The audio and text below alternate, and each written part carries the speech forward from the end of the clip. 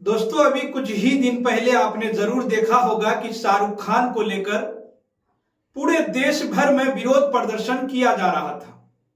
और विरोध प्रदर्शन इसलिए नहीं किया जा रहा था कि उन्होंने कोई विवादित फिल्म बना दी है या फिर कोई विवादित बयान दिया हो, बल्कि इसलिए किया जा रहा है क्योंकि उनकी टीम KKR ने बांग्लादेश के खिलाड़ी को खरीद लिया। जी हां दोस्तों, वो भी 9 करोड़ से भी ज्यादा कीमत पर बांग्लादेश के खिलाड़ी को खरीद लिया, जिसको लेकर धर्मगुरु भी मैदान में उतर आए। दोस्तों, हमारे देश के धर्मगुरु खुल्लम खुल्ला ये चैलेंज देने लगे। कुछ लोग सड़क पर उतरकर डायरेक्ट जो है धमकी भी देने लगे। अब ये मामला शांत हुआ ही नहीं था कि जरा इस वीडियो को देखिए। दोस्तों, ये वीडियो सामने आ गया। ये वीडियो सोशल मीडिया पर इन दिनों बहुत वायरल हो चुकी है, लगातार वायरल हो रही है। और आप सोच रहे होंगे कि ये कौन लोग हैं जिनका धूम धड़ाके से इतना जोरदार स्वागत किया जा रहा है। पटाखे फोड़े जा रहे हैं, स्वागत किए जा रहे हैं, ढोल नगाड़े बजाए जा रहे हैं, कंधों पर उठाकर ऐसी हवाई लूटी जा रही है जैसे पूरा जग जीत लिया हो। दरअसल दोस्तों, ये जो लोग हैं ये कोई जंग जीत के नहीं आ रहे हैं। आपको वैसे लग रहा होगा कि कोई फौजी भाई होंगे और जो हैं लड़ाई लड़कर आ रहे हैं, उनका स्वागत किया जा रहा है।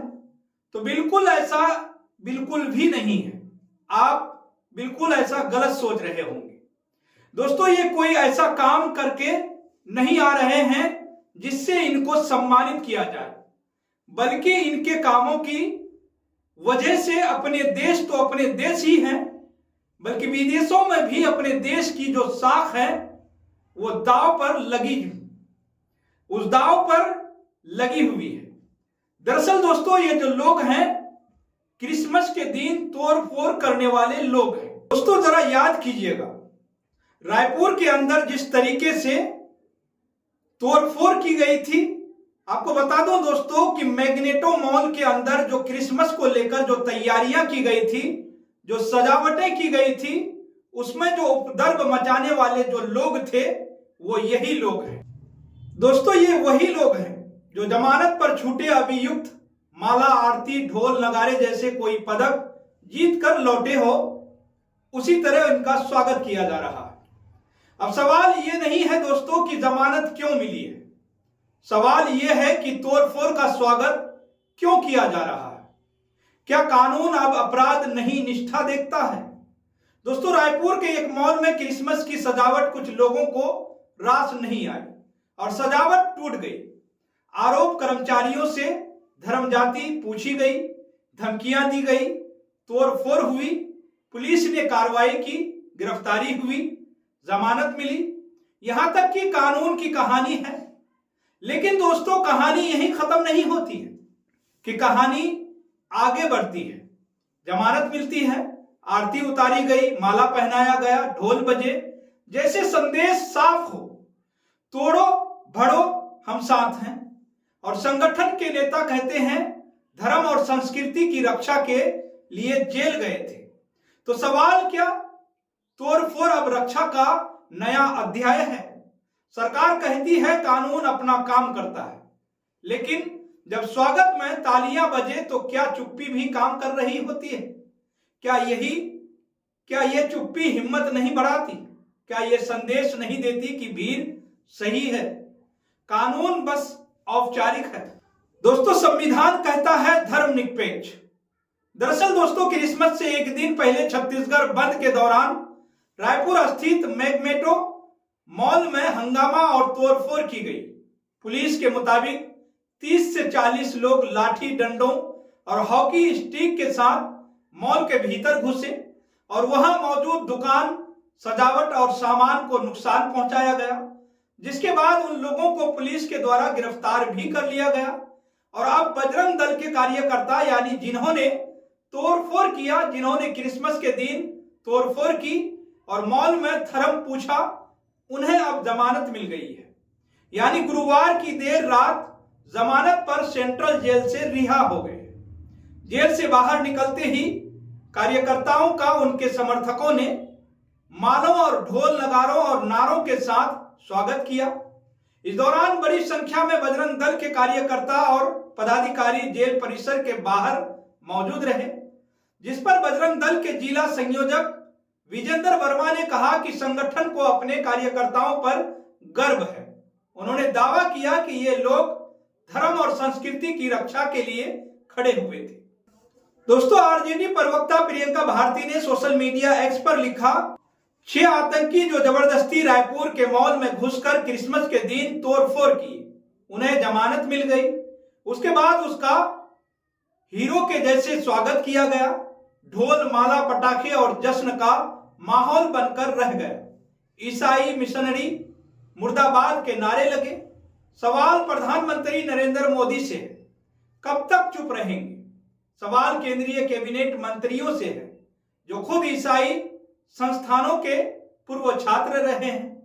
दोस्तों, जेपी नड्डा, पीयूष गोयल, निर्मला सीतारमण, अश्विनी चौबे, ज्योतिरादित्य सिंधिया, आडवाणी जी तक आप लोग कुछ कहेंगे?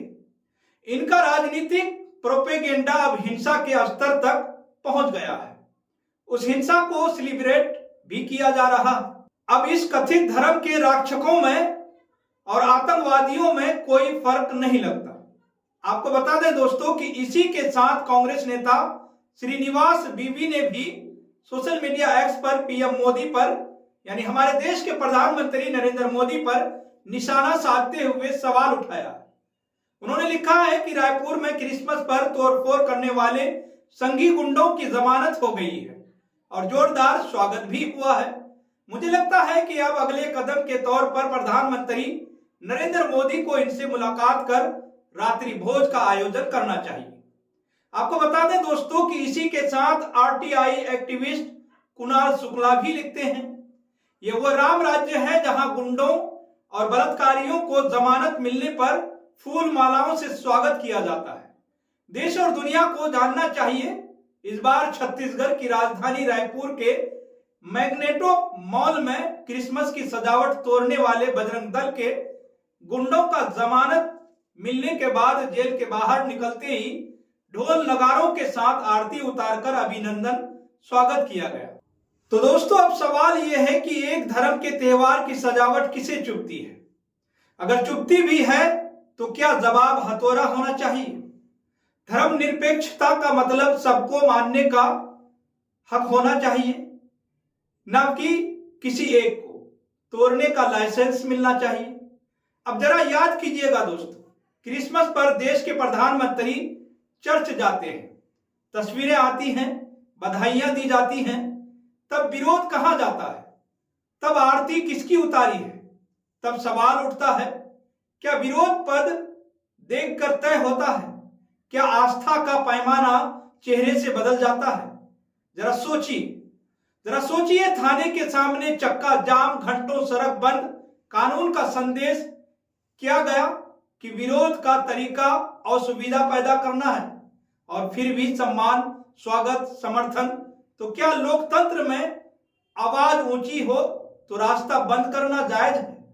आज तस्वीर साफ है, जमानत पर स्वागत, तोड़फोड़ पर गर्व और सवाल पूछने पर चुप। धर्म का झंडा हाथ में, मजबूत संविधान जेब में मुड़ा हुआ है। यह कैसा संतुलन है जहां आस्था बचाने के नाम पर कानून घायल होता है? तो दोस्तों, अगर स्वागत ऐसा ही रहा तो संदेश भी वैसा ही जाएगा। दोस्तों, आज मॉल की सजावट टूटी, कल किसी की दुकान, परसों किसी का भरोसा। धर्मनिरपेक्ष देश में त्योहार मनाना अपराध नहीं, और अपराध पर तालियां किसी भी धर्म की जीत नहीं होती। जब सत्ता चुप्पी को नीति बना ले तो भीड़ नियम लिखने लगती है, और फिर हम पूछते हैं गलती किसकी थी? सोचिएगा दोस्तों, क्योंकि आज आरती उतारी है, कल सवाल उतरेंगे, और परसों लोकतंत्र। तो आज के भारत की तस्वीर कुछ ऐसी है जहां कानून किताबों में रहता है और भीड़ सड़क पर जश्न मनाती है। आपको क्या लगता है दोस्तों? आपको इस पूरी रिपोर्ट को लेकर आप क्या सोचते हैं? आपको जो भी लगे, आपकी जो भी राय हो, आप अपनी राय हमारे कमेंट सेक्शन में जरूर बताइएगा। और साथ ही दोस्तों, अगर आपने अभी तक केएनई न्यूज को सब्सक्राइब नहीं किए हैं तो सब्सक्राइब जरूर कर लें, बेल आइकन को भी दबाना न भूलें।